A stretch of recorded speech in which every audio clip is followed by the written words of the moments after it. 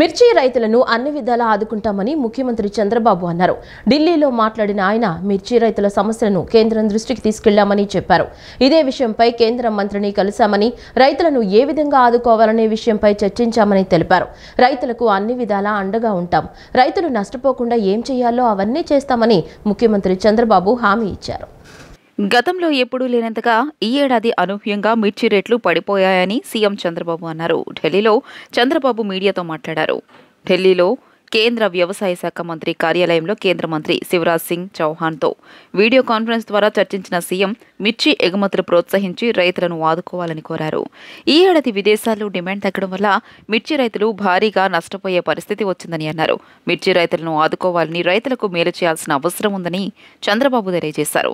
మిర్చి ఎగుమతులు ఎందుకు తగ్గాయో ఆలోచించాల్సిన అవసరం ఉందన్నారు. మిర్చి ఎగుమతులను ప్రోత్సహించాల్సిన అవసరం ఉందని, సాగు ఖర్చులను రియలిస్టిక్గా లెక్కలు వేసి ధరలు నిర్ణయించాలని పేర్కొన్నారు. ధరల స్థిరీకరణ కోసం ఏం చేయాలో ఆలోచిస్తామన్న చంద్రబాబు, రైతులను ఆదుకోవడం గురించి కేంద్రం, రాష్ట్ర ప్రభుత్వం ఆలోచిస్తున్నాయని చెప్పారు. కేంద్ర వాణిజ్య శాఖతో మరిన్ని సంప్రదింపులు జరుగుతాయని, ప్రభుత్వమే సేకరించాలంటే కొన్ని సమస్యలు ఉన్నాయని అన్నారు. రైతులు నష్టపోకుండా ఏం చేయాలో అవన్నీ చేస్తామని చెప్పారు. కేంద్ర వాణిజ్య శాఖతో మరిన్ని సంప్రదింపులు జరుపుతామని వెల్లడించారు. ఏదైతే 50% అంటే వాళ్ళు 50% ఇస్తే రాష్ట్రం 50% ఇవ్వాలనేది కూడా ఉంది. దాన్ని కూడా ఏం చేయాలో కూడా ఆలోచించమన్నాను. ఏదేమైనా రాష్ట్రంలో ఉండే రైతులకు న్యాయం చేయాల్సిన బాధ్యత ఉంది. అందులో కూడా ఇప్పటికే కొంత మార్కెట్కి వచ్చింది, కొంతమంది నష్టపోయారు, ఇంకా కొంత మార్కెట్లోకి వస్తూ ఉంది. దీనిపైన ఎక్స్పోర్ట్స్ ఎందుకు తగ్గాయి, ఎక్స్పోర్ట్స్ని ఏ విధంగా స్టెబిలైజ్ చేయగలుగుతాం, రేపు ఇక్కడుండే కామర్స్ డిపార్ట్మెంట్ని, అదే మరి అగ్రికల్చర్ డిపార్ట్మెంట్, మినిస్ట్రీస్ అన్ని కూర్చొని మాట్లాడి ఈ యొక్క ఎక్స్పోర్ట్స్ను కూడా ఎట్లా ప్రమోట్ చేయాలని కూడా వర్కౌట్ చేస్తామని చెప్పి హామీ ఇచ్చారు. అల్టిమేట్గా ఒక హోలిస్టిక్ అప్రోచ్ 25% నుంచి ఇంకా పెంచడం, ఇంకో పక్కన ఏదైతే రేట్ ఉందో కల్టివేషన్, కాస్ట్ ఆఫ్ కల్టివేషన్ ఉందో దాన్ని రియలిస్టిక్గా తీసుకొని చేయడం, మూడోది ఎక్స్పోర్ట్స్ని కూడా ప్రమోట్ చేయడం. వీలైతే రాష్ట్ర ప్రభుత్వానికి ఇబ్బందులు ఉన్నాయి, తప్పదనుకున్నప్పుడు ఏం చేయాలో మేము కూడా వర్కౌట్ చేస్తాం. కానీ రైతులను ఆదుకోవడం అతి ముఖ్యమైన ఉద్దేశం, అది చేయాల్సిన కోరాను. రేపే మినిస్టర్ గారు వస్తానే ఫస్ట్ మీటింగ్ పెట్టుకొని అన్ని విధాలు ఆదుకోవడానికి ముందుకు వస్తామని కూడా హామీ ఇచ్చారు. ఎల్లుండి నేను కూడా ట్రేడర్స్తో, అదే మరిగా మార్కెట్ కమిటీ వ్యవస్థ అందరితో మాట్లాడి దీనికి కారణాలు ఏంటి, ఏ విధంగా స్టెబిలైజ్ చేయాలి, ఏ విధంగా రైతులను ఆదుకోవడం కోసం అన్ని ప్రయత్నాలు చేస్తున్నాం. జగన్ ఒక్క ఎమ్మెల్యే మాత్రమే అని, ఆయన ప్రతిపక్ష నేత కాదని మంత్రి సుభాష్ స్పష్టం చేశారు. అధికారుల బట్టలు విప్పుతామంటూ వ్యాఖ్యలు చేయడం జగన్ మానసిక స్థితిని సూచిస్తోందని మండిపడ్డారు. జగన్ కు మంచి వైద్యం చేయించాలని ఆయన సతీమణి భారతిని కోరుతున్నట్లు చెప్పారు. జగన్ భద్రతపై వైఎస్ఆర్సీపీ నేతలు గవర్నర్కు ఫిర్యాదు చేయడంపై మంత్రి సుభాష్ స్పందించారు. జగన్ ఒక ఎమ్మెల్యే మాత్రమే అని, ఆయన ప్రతిపక్ష నేత కాదని స్పష్టం చేశారు. ఎన్నికల కోడ్ ఉందన్న కనీస అవగాహన కూడా లేకుండా శాంతి భద్రతల సమస్య సృష్టించారని విమర్శించారు. ఆయన జైలు యాత్రలు చేస్తూ అందులోని ఖైదీలను ఫ్యాన్స్గా చేసుకుంటున్నారని ఆగ్రహం వ్యక్తం చేశారు. పరామర్శించడానికి వంశీ గొప్పవాడు కాదని, వైఎస్ఆర్సీపీ నేతలు తప్పులు చేసినా తానున్నాను అనే భరోసా జగన్ ఇస్తున్నారని ధ్వసమెత్తారు. అధికారుల బట్టలు విప్పుతామంటూ వ్యాఖ్యలు చేయడం జగన్ మానసిక స్థితిని సూచిస్తోందని మండిపడ్డారు. జగన్కు మంచి వైద్యం చేయించాలని ఆయన సతీమణి భారతిని కోరుతున్నట్లు తెలియజేశారు. ప్రజలు ఓటు వేసి గెలిపించిన వైఎస్ఆర్సీపీ నేతలకు ప్రజా సమస్యలు పట్టడం లేదని ఆగ్రహం వ్యక్తం చేశారు. అందుకే వారంతా జైలు యాత్రలకు వెళ్తున్నారని ఎద్దేవా చేశారు. రోజు రోజుకి లండన్ మందులు వికటిస్తున్నాయేమో అని అనిపిస్తుంది. నాకు అతనికి అర్థం అవ్వదు. అధికారులను తీసుకుని వస్తాం, బట్టలు ఇప్పిస్తాం, బట్టలు ఇప్పించి ఏం చూస్తాడండి ఆయన, నాకు అర్థం కాదు. మగోళ్ళని అందంగా ఉన్నారు వాళ్ళకి ఈసుకెళ్ళింది, మగ పిచ్చి ఏంటి, ఈ బట్టలు ఇప్పించి చూడటం ఏంటి, అసలు ఈ అవగాహన, ఏం మాట్లాడుతున్నాడు ఆయన, ఏం చేస్తున్నాడు అనేది పాపం ఒక అవగాహన లేదు ఆయనకి. అలాగే ఇంకా ఆల్రెడీ జనం 164 మందికి బట్టలు ఇప్పారు వాళ్ళ పార్టీ వాళ్ళకి, 11 మంది మిగిలారు. నాకు తెలిసి ఎవరు ఇప్పక్కర్లేదు, వాళ్ళు ఇప్పుకునేలా ఉన్నారా. మొన్న ఈ మధ్యకాలంలో కూడా ఆయన అనంతబాబు ఆల్రెడీ చూపించాడు ప్రజలకు ఇప్పి. ఇంక వీళ్ళు ఇప్పి చూపించడానికి ఉన్నారు. మరి నేరాల ఘోరాల కింద ఉన్నాయి ఇవన్నీ కూడా.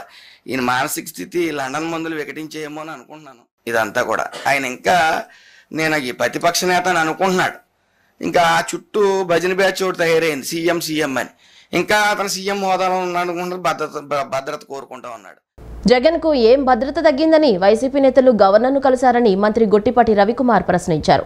కూటమి ప్రభుత్వం అధికారంలోకి వచ్చాక జగన్ కు భద్రత తగ్గించలేదని ఆయన స్పష్టం చేశారు. సీఎంగా చేసిన జగన్ కు ఎన్నికల కోడ్ ఉల్లంఘించకూడదనే విషయం కూడా తెలియదా అని మండిపడ్డారు. 7,000 రూపాయలకు ఎంఎస్పీ ఫిక్స్ చేసిన జగన్ కు మిర్చి రైతుల వద్దకు వెళ్లే అర్హత లేదన్నారు. అసత్యాలతో ప్రజల్ని తప్పుదోవ పట్టించడం మానుకోవాలని హితవు పలికారు. జగన్కు ఏం భద్రత తగ్గిందని వైఎస్ఆర్సీపీ నేతలు గవర్నర్ను కలిశారని విద్యుత్ శాఖ మంత్రి గొట్టిపాటి రవికుమార్ ప్రశ్నించారు. కూటమి ప్రభుత్వం అధికారంలోకి వచ్చాక జగన్కు ఎలాంటి భద్రత తగ్గించలేదని ఆయన వెల్లడించారు. ముఖ్యమంత్రిగా పనిచేసిన వారికి ఎన్నికల కోడ్ ఉల్లంఘించకూడదనే విషయం తెలీదా అని మండిపడ్డారు. ముఖ్యమంత్రిగా వ్యవస్థల్ని నాశనం చేసి ఎప్పుడూ లేనంతగా అధ్వానంగా పరిపాలన చేశారని విమర్శించారు. చంద్రబాబు ఇంటి గేటుకు తాళ్లు కట్టిన రోజులు, ఎమ్మెల్యేని దాడికి పంపిన రోజులు గుర్తుకు రాలేదని మంత్రి గొట్టిపాటి నిలదీశారు. 7,000 రూపాయల ఎంఎస్పీ ఫిక్స్ చేసిన జగన్కు మిర్చి రైతుల వద్దకు వెళ్లే అర్హత ఎక్కడుందని మండిపడ్డారు. ప్రజలు 11 సీట్లు ఇచ్చి సంవత్సరమైన జగన్ బుద్ధి మారలేదు. ఇప్పటికైనా వైఖరి మార్చుకోవాలన్న మంత్రి గొట్టిపాటి రవికుమార్ ఇంకా అసత్యాలతో ప్రజల్ని తప్పుదోవ పట్టించాలనుకోవడం తగదని హితవు పలికారు. గడిచిన 5 సంవత్సరాల్లో నువ్వు వ్యవస్థలన్నీ కూడా సర్వనాశనం చేశావు. ఒక మాజీ ముఖ్యమంత్రి 3-4 సార్లు ఈ రాష్ట్రానికి ముఖ్యమంత్రి చేసిన అతను చంద్రబాబు నాయుడు గారి ఇంటికి మీ ఎమ్మెల్యేని పంపించి గేట్లకు తాళ్లు కట్టిన రోజులు నీకు గుర్తురాలేదా? అన్నీ కూడా ఈ వ్యవస్థని భారతదేశంలో ఈ ఆంధ్ర రాష్ట్రంలో ఉన్న వ్యవస్థలన్నింటినీ కూడా సర్వనాశనం చేసి వదిలిపెట్టేశావు. మొత్తం కూడా రాజకీయ లబ్ధి కోసం గడిచిన 5 సంవత్సరాల్లో మా కార్యకర్తలను కానీ లేకపోతే మా నాయకులను కానీ ఎవరిని కూడా బయటికి రానియకుండా కేసులు పెట్టడం అన్నీ కూడా చేసి వ్యవస్థలన్నీ కూడా నాశనం చేసి వదిలిపెట్టావు. ఈ భారతదేశంలో ఈ స్వతంత్రం వచ్చిన తర్వాత ఏ రాష్ట్ర ముఖ్యమంత్రి పరిపాలించలేనంత అధ్వానంగా గడిచిన 5 సంవత్సరాలు నీ పరిపాలన ఉంది. అందుకే ప్రజలు కూడా నీకు 11 సీట్లకు పరిమితం చేశారు. ఇప్పటికైనా నువ్వు ఒకసారి ఇంట్లో కూర్చొని ఆత్మ పరిశీలన చేసుకో. గడిచిన 5 సంవత్సరాలు ఏ విధంగా మనం పనిచేశాము, ఎందుకు ప్రజలు ఈ తీర్పిచ్చారనేది చేసుకోవాల్సిన అవసరం ఉంది. మళ్ళీ వాళ్ళ నిన్న కోడ్లో నువ్వు బయటకు వచ్చావు. ఒక ముఖ్యమంత్రిగా పనిచేసిన వాడివి కోడ్లో వెళ్ళకూడదనే విషయాన్ని నీకు తెలియదా? అది కూడా తెలియకుండా నువ్వు ముఖ్యమంత్రిగా ఏ విధంగా పనిచేశావు? మార్చి 1వ తేదీ నుంచి 20వ తేదీ వరకు ఇంటర్మీడియట్ పరీక్షలకు పరీక్షా కేంద్రాల్లో అవసరమైన కనీస సౌకర్యాల కల్పనకు ఏర్పాట్లు చేయాలని సీఎస్ విజయానంద్ ఆదేశించారు. పరీక్షల సమయంలో పేపర్ లీకేజీ వంటి వదంతులు, తప్పుడు వార్తలు ప్రసారం చేసే వారిపై కఠిన చర్యలు తీసుకోవాలన్నారు. పరీక్షలను సజావుగా నిర్వహించేందుకు వీలుగా పరీక్షా కేంద్రాలకు 100 మీటర్ల పరిధిలో 144వ సెక్షన్ కింద నిషేధాజ్ఞలు జారీ చేయాలని సూచించారు. మార్చి 15వ తేదీ నుండి 20వ తేదీ వరకు ఇంటర్మీడియట్ పరీక్షలు జరగనున్నాయి. మార్చి 1 నుండి 19 వరకు ప్రథమ సంవత్సరం పరీక్షలు, 3 నుండి 20 వరకు ద్వితీయ సంవత్సరం పరీక్షలు రోజు ఉదయం 9 గంటల నుండి మధ్యాహ్నం 12 గంటల వరకు జరగనుండగా 26 జిల్లాల్లో 1535 పరీక్షా కేంద్రాలను ఏర్పాటు చేయగా మొత్తం 10,58,892 మంది విద్యార్థులు పరీక్షలు రాయనున్నారు. అదేవిధంగా ఆంధ్రప్రదేశ్ ఓపెన్ స్కూల్ సొసైటీకి సంబంధించిన ఇంటర్మీడియట్ పరీక్షలు మార్చి 3 నుండి 15వ తేదీ వరకు జరగనుండగా 325 కేంద్రాల్లో ఈ పరీక్షలకు మొత్తం 67,952 మంది విద్యార్థులు పరీక్షలు రాయనున్నారు. ఈ పరీక్షల ఏర్పాట్లపై గురువారం రాష్ట్ర సచివాలయంలో ప్రభుత్వ ప్రధాన కార్యదర్శి కె విజయానంద్ విద్యాశాఖ అధికారులతో సమీక్షించారు. ఈ సందర్భంగా ఆయన మాట్లాడుతూ మార్చి, ఏప్రిల్ నెలలు పరీక్షల మాసాలని కావున ఆయా పరీక్షలు సజావుగా సాగేందుకు తగిన విస్తృత ఏర్పాట్లు చేయాలని కలెక్టర్లు, ఎస్పీలను ఆదేశించారు. ఈ పరీక్షలకు సంబంధించి 1,535 కేంద్రాలను ఏర్పాటు చేయగా వాటిలో 68 కేంద్రాలను సెన్సిటివ్, 36 కేంద్రాలు వల్నరబుల్ కేంద్రాలుగా గుర్తించడం జరిగిందని, అక్కడ గతంలో జరిగిన సంఘటనల దృష్టిలో ఉంచుకొని కట్టుదిట్టమైన ఏర్పాట్లు చేయాలని సీఎస్ విజయానంద్ ఆదేశించారు. వేసవి దృష్ట్యా ఆయా పరీక్షా కేంద్రాల్లో తాగునీరు, ప్రథమ చికిత్స ఏర్పాట్లు, విద్యుత్, బెంచ్లు వంటి కనీస సౌకర్యాలు అందుబాటులో ఉండే విధంగా తగిన చర్యలు తీసుకోవాలని సీఎస్ విజయానంద్ కలెక్టర్లకు స్పష్టం చేశారు. పరీక్షల సమయంలో పేపర్ లీకేజ్ వంటి వదంతులు, తప్పుడు వార్తలు ప్రసారం చేసేవారిపై కఠిన చర్యలు తీసుకోవాలని అన్నారు. పరీక్షలను సజావుగా నిర్వహించేందుకు వీలుగా పరీక్షా కేంద్రాలకు 100 మీటర్ల పరిధిలో 144 సెక్షన్ కింద నిషేధాజ్ఞలు జారీ చేయాలని ఆదేశించారు. పరీక్షా కేంద్రాల పరిధిలో పరీక్షల సమయంలో జిరాక్స్ కేంద్రాలు, నెట్ కేంద్రాలు మూసి ఉంచేలా చర్యలు తీసుకోవాలని సీఎస్ ఆదేశించారు. రైతన్నల గురించి మాట్లాడే నైతిక అర్హత వైసీపీ అధినేత మాజీ సీఎం వైఎస్ జగన్మోహన్ రెడ్డికి లేదని మంత్రి ఎస్ సవిత విమర్శించారు. వైసీపీని ప్రజలు 11 సీట్లకు పరిమితం చేశారని, అయినా జగన్ తీరులో మార్పు రావటం లేదన్నారు. నారా భువనేశ్వరిని అసభ్యకరంగా మాట్లాడిన అరాచకవాది కోసం మరో అరాచకవాది పరామర్శకు వెళ్లటం విచిత్రంగా ఉందని దుయ్యబట్టారు. రైతన్నుల గురించి మాట్లాడే నైతిక అర్హత వైసీపీ అధినేత మాజీ సీఎం వైఎస్ జగన్ రెడ్డికి లేదని మంత్రి ఎస్ సవిత విమర్శించారు. 2 రోజులు ఏపీకి వచ్చి అల్లర్లు సృష్టించి తిరిగి బెంగళూరు వెళ్లి జగన్ రెడ్డి పబ్జీ ఆడుకుంటారని ఎద్దేవా చేశారు. వైసీపీ ఉనికిని కాపాడేందుకే జగన్ రెడ్డి డ్రామాలాడుతున్నారని మండిపడ్డారు. ఎన్నికల నియమావళి గురించి పులివెందుల ఎమ్మెల్యే జగన్ రెడ్డికి తెలియదని చెప్పారు. వైసీపీని ప్రజలు 11 సీట్లకు పరిమితం చేశారని, అయినా జగన్ తీరులో మార్పు రావడం లేదని అన్నారు. రైతుల వేషంలో వైసీపీ మూకలు మిర్చి ఆడుకు వచ్చారన్నారు. 2017లో మిర్చి ధర 7,000 రూపాయలుగా ఉన్నప్పుడు రైతు నష్టపోతాడని 1,500 రూపాయలు క్వింటాకు బోనస్ ఇచ్చి రైతులను చంద్రబాబు ఆదుకున్నారని గుర్తు చేశారు.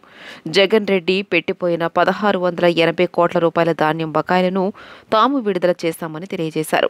పోలీసులపై జగన్ రెడ్డి వాడిన భాష సరైనది కాదని అన్నారు. పిచ్చి ముదిరితే మరోసారి లండన్ వెళ్లి టాబ్లెట్స్ డోస్ పెంచుకోవాలని సలహా ఇచ్చారు.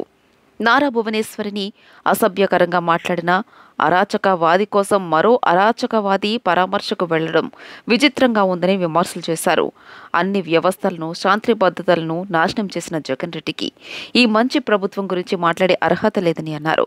ఇచ్చిన హామీలను ఒక్కొక్కటిగా అమలు చేయడం చూసి జీర్ణించుకోలేక జగన్ రెడ్డి తమ ప్రభుత్వంపై విషం చిమ్ముతున్నారని ధ్వసమెత్తారు. నిజంగా జగన్ రెడ్డి ప్రజాపక్షపాతి అయితే అసెంబ్లీకి రావాలని సవాల్ విసిరారు. తప్పకుండా అతనికి మైక్ ఇస్తాం, ప్రతి విషయంపై చర్చిస్తామని మంత్రి ఎస్ సవిత తెలియజేశారు. రైతన్నుల గురించి మాట్లాడే అర్హతే జగన్మోహన్ రెడ్డి గారికి లేదు. మరి 2019లో జగన్మోహన్ రెడ్డి గారు నా రైతన్నులు, నా బీసీలు, నా బడుగు బడిగిన వర్గాలు, నా యువత అని చెప్పి ఏ విధంగా దగా చేశారో ప్రజలందరూ చూశారు. ముఖ్యంగా రైతన్నులను ఏ విధంగా ద్రోహం చేశాడో మరి రైతు ద్రోహి జగన్మోహన్ రెడ్డి గారు. ఈరోజు రైతులు మిర్చి రేట్ల కోసం అసలు ఎమ్మెల్సీ కోడ్ ఉంది, ఒక ఎంపీగా పనిచేశారు. ఇప్పుడు మాజీ ముఖ్యమంత్రి 5 ఏళ్ళు ముఖ్యమంత్రిగా పనిచేశారు. ఇప్పుడు పులివెందుల ఎమ్మెల్యేగా ఉన్నారు. ఎంత బాధ్యతగా వ్యవహరించవలసిన జగన్మోహన్ రెడ్డి గారికి ఇంకా రైతులు ఈయనే తీర్చిదిద్దే విధంగా నిన్న పోయి మీ మిర్చి మండి కాడ ఏ విధంగా ప్రవర్తించాడో మనం అందరం చూసాం. అది ఆయన పద్ధతి. బొత్స సత్యనారాయణ మాటలు వింటుంటే దయ్యాలు వేదాలు వర్ణించినట్లుందని ఏపీ కాంగ్రెస్ అధ్యక్షురాలు వైఎస్ షర్మిల ఆక్షేపించారు. 5 ఏళ్లలో ఎలాంటి పని చేయకుండా రాష్ట్ర సంపదను పందికొక్కులా దోచుకున్నారని ఆరోపించారు. 5 ఏళ్లు కుంభకర్ణుడి లెక్క నిద్రపోయారని ఎద్దేవా చేశారు. అధికారం అనుభవిస్తూ ఖాళీగా కూర్చున్నారని మండిపడ్డారు. పార్టీ పాలసీకి, తండ్రి ఆశయాలకు విరుద్ధంగా బీజేపీకి దత్తపుత్రుడిగా మారారని విమర్శించారు. వైసీపీ నేత బొత్స సత్యనారాయణపై ఏపీ కాంగ్రెస్ అధ్యక్షురాలు వైఎస్ షర్మిల తీవ్ర ఆగ్రహం వ్యక్తం చేశారు. 5 ఏళ్లు ఖాళీగా ఉన్నది ఎవరో, రాష్ట్ర సంపదను పందికొక్కులా తిన్నది ఎవరో రాష్ట్ర ప్రజానికానికి తెలుసు అని విమర్శించారు. ఈ మేరకు సామాజిక మాధ్యమం ఎక్స్లో వైసీపీపై వైఎస్ షర్మిల ధ్వజమెత్తారు. బొత్స సత్యనారాయణ మాటలు వింటుంటే దెయ్యాలు వేదాలు వల్లించినట్లుందని ఆక్షేపించారు. నమ్మి అధికారమిస్తే ఖాళీగా ఉన్నదెవరో తెలుసునని విమర్శించారు. 5 ఏళ్లలో ఎలాంటి పని చేయకుండా రాష్ట్ర సంపదను పందికొక్కులా దోచుకు తిన్నారని ఆరోపించారు. 5 ఏళ్లు కుంభకర్ణుడి లెక్క నిద్రపోయారని ఎద్దేవా చేశారు. అధికారం అనుభవిస్తూ ఖాళీగా కూర్చున్నారని మండిపడ్డారు. పార్టీ పాలసీకి, తండ్రి ఆశయాలకు విరుద్ధంగా బీజేపీకి దత్తపుత్రుడిగా మారారని విమర్శించారు. ప్రజల సంపదను ప్యాలెస్కు మళ్లించుకున్నారని విమర్శించారు. 5 ఏళ్లు ఖాళీగా ఉండి ఎన్నికల ముందు సిద్ధమంటూ బయటకు వచ్చారని తెలియజేశారు. 5 ఏళ్లు పనిచేయకుండా ఖాళీగా ఉన్నారని తెలిసి ప్రజలు మిమ్మల్ని పనికి రాకుండా చేశారని మండిపడ్డారు.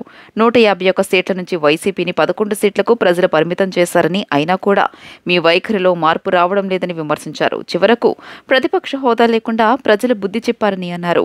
మిర్చి రైతుల కష్టాలపై వైసీపీ కంటే ముందుగానే కూటమి ప్రభుత్వాన్ని తాము ప్రశ్నించామని తెలియజేశారు. రేట్ల హెచ్చుతగ్గులపై రైతు నష్టపోకుండా 5,000 కోట్ల రూపాయలతో ధర స్థిరీకరణ నిధి పెట్టాలని డిమాండ్ చేశామని గుర్తు చేశారు. కేంద్ర ప్రభుత్వం నుంచి వెంటనే నిధులు తీసుకురావాలని కూటమి ప్రభుత్వాన్ని నిలదీశామని అన్నారు. సూపర్ 6లో భాగంగా పెట్టుబడి సహాయం 20,000 రూపాయలను వెంటనే అమలు చేయాలని తాము డిమాండ్ చేశామన్నారు. ప్రతి నెల కూటమి హామీలపై ఏపీ వ్యాప్తంగా ఆందోళనలు చేస్తున్నామని గుర్తు చేశారు. అసెంబ్లీలో అడిగే అవకాశం కాంగ్రెస్ పార్టీకి లేదు కాబట్టి 11 సీట్లతో అసెంబ్లీకి వెళ్లే అవకాశం మీకుంది కాబట్టి వైసీపీని శాసనసభకు వెళ్లాలని డిమాండ్ చేశామన్నారు. రైతుల పట్ల కూటమి నిర్లక్ష్యాన్ని సభావేదికగా ఎండగట్టాలని వైసీపీని అడిగామని అన్నారు. ఎమ్మెల్యే హోదాలో జగన్ జైలుకు వెళ్లి బల ప్రదర్శన చేశారని మంత్రి కొండపల్లి శ్రీనివాస్ మండిపడ్డారు. ఎన్నికల కోడున్న గుంటూరు మిర్చి యార్డుకు వెళ్లి రైతులను మోసగించే ప్రకటనలు చేశారని ఆగ్రహం వ్యక్తం చేశారు. ఎన్నికల కోడ్ ఉన్నప్పుడు వైఎస్ఆర్సీపీ వాళ్లు మిర్చి యార్డుకు వెళ్లి అక్కడ ధ్వంసం చేసి ఇప్పుడు భద్రత కావాలని అడుగుతున్నారన్నారు. ఒకవైపు బట్టలు విప్పుతామని పోలీసులను బెదిరించిన వైఎస్ఆర్సీపీ నేతలు గవర్నర్ వద్ద ఫిర్యాదు చేసి ప్రజల్లో సానుభూతి కోసం ప్రయత్నాలు చేస్తున్నారని ధ్వజమెత్తారు. సానుభూతి కోసం జగన్ డ్రామా ఆడుతున్నారని మంత్రి అన్నారు. రాష్ట్ర ఇమేజ్ ను చంద్రబాబు మళ్లీ నిర్మిస్తున్నారని మంత్రి కొండపల్లి శ్రీనివాస్ పేర్కొన్నారు. మొన్నేమో బెదిరింపులు, పోలీసుల మీద ఇచ్చేసేస్తాం అది చేసేస్తామని, నిన్నేమో సెక్యూరిటీ లేకుండా పోలీసులు వెళ్ళకూడదు, మీరు ఎలక్షన్ కోడ్ ఉందని చెప్పినా కూడా వెళ్ళడం. మరి ఈ రోజేమో మాకు సేఫ్టీ లేదు, సెక్యూరిటీ లేదు, మాకు సేఫ్టీ కల్పించండి అని చెప్పడం ఎంతవరకు ధర్మం అని చెప్పి నేను ఈ వేదిక ద్వారా అడుగుతున్నాను. ఇది ఖచ్చితంగా ప్రజలను తప్పుదావ పెట్టి తప్పు ఆలోచనలో తీసుకువెళ్ళడానికి, ప్రజల దగ్గర సానుభూతి తెచ్చుకోవడానికి వాళ్ళు చేస్తున్న ప్రయత్నం తప్పించి ఇంకోటి ఎటువంటి సందేహం లేదు. ప్రభుత్వం ఖచ్చితంగా చెప్తా ఉంది, ఖచ్చితంగా ప్రొటెక్షన్ ఇస్తుంది, వెళ్ళొద్దని చెప్పారు, అయినా సరే వెళ్ళారు. సో దీన్ని తీవ్రంగా ఖండిస్తున్నాను. ఈరోజు బొత్స సత్యనారాయణ గారు చేసినటువంటి ప్రయత్నం తీవ్రంగా ఖండిస్తున్నాను. నిన్న జగన్మోహన్ రెడ్డి గారు ఆయన పర్మిషన్ లేకుండా కూడా వెళ్ళడం కూడా మేము తీవ్రంగా ఖండిస్తున్నాం. అది వ్యతిరేక చర్యని. అలాగే మొన్న అధికారులను దుర్భాషతో మాట్లాడి వాళ్ళ మీద చేసినటువంటి ప్రయత్నం కూడా తప్పుడని చెప్పి ప్రజలకు తెలియజేస్తున్నాను. విజయవాడలో పాత శివాలయంగా పేరుగాంచిన శ్రీ బ్రహ్మరాంబ మల్లేశ్వర స్వామివార్ల ఆలయం మహాశివరాత్రి మహోత్సవాలకు ముస్తాబవుతుంది. ఈ నెల 23 నుంచి మార్చి 3వ తేదీ వరకు వైభవపేతంగా నిర్వహించేందుకు దేవస్థాన అధికారులు అన్ని ఏర్పాట్లు చేశారు. మహాశివరాత్రి పర్వదినం సమీపించడంతో వన్టౌన్లోని శ్రీ బ్రహ్మరాంబ మల్లేశ్వర స్వామివారి ఆలయాన్ని అందంగా ముస్తాబు చేస్తున్నారు. ఇప్పటికే ఆలయ ముఖ మండపానికి రంగులు వేసే పనులు చురుగ్గా సాగుతున్నాయి. ఈ నెల 23న గణపతి పూజతో ఉత్సవాలకు అంకురార్పణ కావిస్తారు. స్వామి అమ్మవార్లను పెండ్లి కుమారుడు పెండ్లి కుమార్తెగా అలంకరించి విశేష పూజలు అభిషేకాలు నిర్వహిస్తారు. 25న విశ్వ బ్రాహ్మణ సంఘం ఆధ్వర్యంలో రావణ బ్రాహ్మ వాహనంపై గ్రామోత్సవం ఉంటుంది. మహాశివరాత్రి పర్వదిన అర్ధరాత్రి లింగోద్భవ సమయంలో మల్లేశ్వరుని ప్రీత్యార్థం మహాన్యాసపూర్వక రుద్రాభిషేకాలు విశేష పూజలు నిర్వహిస్తారు. అదే రోజు స్వామి అమ్మవార్ల కళ్యాణాన్ని కమనీయంగా నిర్వహించేందుకు అన్ని ఏర్పాట్లు చేశామని దేవస్థాన ఈవో నటరాజన్ షణ్ముగం, అర్చకులు సంపత్ కుమార్ ఆచార్య తెలియజేశారు. మార్చి 3వ తేదీ వరకు కొనసాగే మహాశివరాత్రి వేడుకలలో భాగంగా స్వామి అమ్మవార్లకు పుష్పయాగం, రథోత్సవాలను సంప్రదాయబద్ధంగా నిర్వహిస్తామన్నారు. ఈ సందర్భంగా మహాశివరాత్రి వేడుకల ఆహ్వాన పత్రికను ఆవిష్కరించారు. వంశీ చేసిన అరాచకాలకు శాశ్వతంగా జైల్లోనే ఉంటారని మాజీ మంత్రి సుజయ్ కృష్ణ రంగారావు తెలిపారు. పోలీసులు అన్ని ఆధారాలతోనే వంశీని అరెస్టు చేశారన్నారు. వంశీ ఆగడాలు తెలిసే జగన్ అతన్ని జైల్లో పరామర్శించారని విమర్శించారు. జగన్ ప్రభుత్వంలో జరిగిన అరాచకాలు దర్యాప్తు చేసేందుకు సిబ్బంది కూడా సరిపోవట్లేదన్నారు. వైఎస్ఆర్సీపీకి జైలు పక్షులు కొత్త కాదన్న సుజయ్ కృష్ణ రంగారావు రానున్న రోజుల్లో 90% వైఎస్ఆర్సీపీ నేతలు జైల్లోనే ఉంటారని వెల్లడించారు. ఎవరైనా ప్రజలు ఇబ్బంది పడితే వాళ్ళ తరపున మీరు నిలబడాలి, కానీ ప్రత్యేకంగా మీరు వంశీ లాంటి వ్యక్తుల్ని వెనకేసుకొని వచ్చి మీరు ఆయన జైల్లో ఉంటే అక్కడికి వెళ్ళి పోలీసుల్ని బెదిరించడం దయచేసి మానుకోవాలని చాలా స్పష్టంగా చెప్పడం జరుగుతుంది. మీ ప్రభుత్వంలో జరిగిన అరాచకాల గురించి మరి దర్యాప్తు చేయటానికి కూడా మనుషులు దొరకట్లేదు. అన్ని అరాచకాలు మీ ప్రభుత్వంలో చేయటం జరిగింది. కాబట్టి ఒకటొకటి తప్పనిసరిగా బయటకు వస్తుంది. జగన్మోహన్ రెడ్డి గారు ప్రభుత్వం ఏ విధంగా వ్యవహరించింది, ప్రజల సొమ్ముని ఏ విధంగా కొల్లగొట్టింది, అన్ని విషయాలు కూడా బయటకు వస్తాయి. గన్ బుల్లెట్ బ్యాక్ ఫైర్ అయ్యి మృతి చెందిన జవాన్ పరిసా మోహన్ వెంకటేష్ మృతదేహం స్వస్థలానికి చేరుకుంది. గురువారం మధ్యాహ్నం వెంకటేష్ భౌతికాయం గుజరాత్ నుంచి ప్రత్యేక ఆర్మీ విమానంలో గన్నవరం విమానాశ్రయానికి చేరుకుంది. గన్నవరం విమానాశ్రయంలో జవాన్ మోహన్ వెంకటేష్ పార్థివ దేహానికి అధికార లాంఛనాలతో ఆర్మీ అధికారులు ఘనంగా నివాళులర్పించారు. గన్నవరం విమానాశ్రయం నుంచి మోహన్ వెంకటేష్ పార్థివ దేహాన్ని ఆర్మీ వాహనాల్లో గుంటూరు జిల్లా పిట్లవారిపాలెంకు తరలించారు.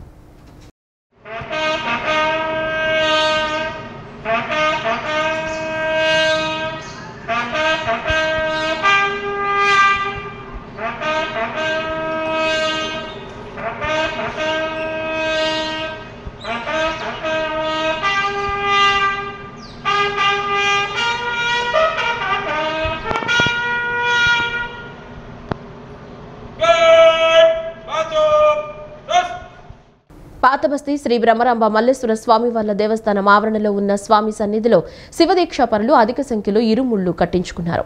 దేవస్థానం ఈవో నటరాజ షణ్ముఖం ఆదేశాల మేరకు స్వామి కె లక్ష్మీ రాఘవేంద్ర శర్మ అత్యంత నియమనిష్టలతో శివదీక్షాపరులకు ఇరుముడులు కట్టారు. దీక్షాపరులు కుటుంబ సభ్యులతో కలిసి స్వామివారి సన్నిధికి వచ్చారు. తొలుత మల్లేశ్వర స్వామివార్లను దర్శించుకోవడంతో పాటు మిగతా దేవతామూర్తులను దర్శించుకుని ప్రత్యేక పూజలు నిర్వహించుకున్నారు. దీక్షాపరులు చేసిన ఓం నమ శివాయ అంటూ చేసిన కీర్తనలతో ఆలయ ప్రాంగణం మారుమ్రోగింది.